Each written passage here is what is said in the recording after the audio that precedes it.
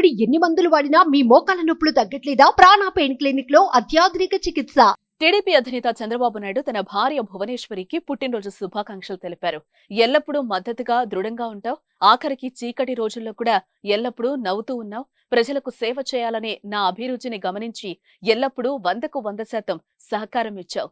జన్మదిన శుభాకాంక్షలు భువనేశ్వరి, నా సర్వస్వం నువ్వే అంటూ చంద్రబాబు ట్వీట్ చేశారు. చంద్రబాబు ట్వీట్ కు స్పందించిన నారా భువనేశ్వరి, ధన్యవాదాలండి, ప్రతిరోజు మెరుగ్గా ఉండడానికి మీరే నా ప్రేరణ. ఆంధ్రప్రదేశ్ అని పిలుస్తున్న మన పెద్ద కుటుంబం పట్ల మీ భక్తికి నేను గర్వపడుతున్నాను. మీకు మద్దతుగా నేను ఎల్లప్పుడూ ఉంటాను. మీరే నా సర్వస్వం అని రీట్వీట్ చేశారు.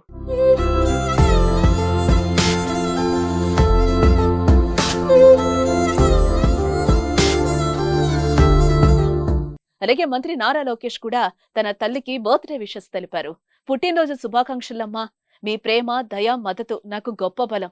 ప్రజలకు సేవ చేయటం, వ్యాపార చిత్రత, న్యాయం కోసం పోరాడడం పట్ల మీరు చూపిన మీ అంకిత భావంతో మాకు స్ఫూర్తినిచ్చారు. మీరు ప్రతిరోజు మీ తెలివి, దయతో మా జీవితాలను ప్రకాశవంతం చేస్తారు. మీరెల్లప్పుడూ ఆనందంగా ఉండాలమ్మా అని లోకేష్ ట్వీట్ చేశారు. గత ఏడాదిలో నారా భువనేశ్వరి ఎన్నో ఒడిదుడుకులను ఎదుర్కొన్నారు. చంద్రబాబు నాయుడును అరెస్టు చేసినప్పుడు ఎంతో ధైర్యంగా ప్రజల్లోకి నిజం గెలవాలి అంటూ పోరాడారు. ఎన్నికల సమయంలో కూడా భువనేశ్వరి ఎన్డీఏ గెలుపునకు విశేషంగా కృషి చేశారు. అంతేకాదు చంద్రబాబు నాయుడు లోకేష్ కు సపోర్ట్ గా నిలిచారు. చంద్రబాబు నాయుడు తిరిగి ముఖ్యమంత్రి కావటం, లోకేష్ మంత్రి అవ్వడంతో భువనేశ్వరి ఆనందంతో మురిసిపోయారు.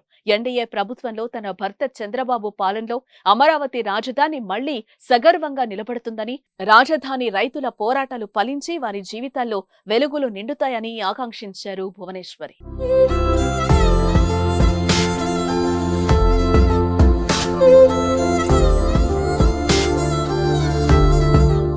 సుమన్ టీవీలో మీ పర్సనల్ అండ్ బిజినెస్ ప్రమోషన్స్ కోసం కింది నెంబర్కి కాంటాక్ట్ చేయండి.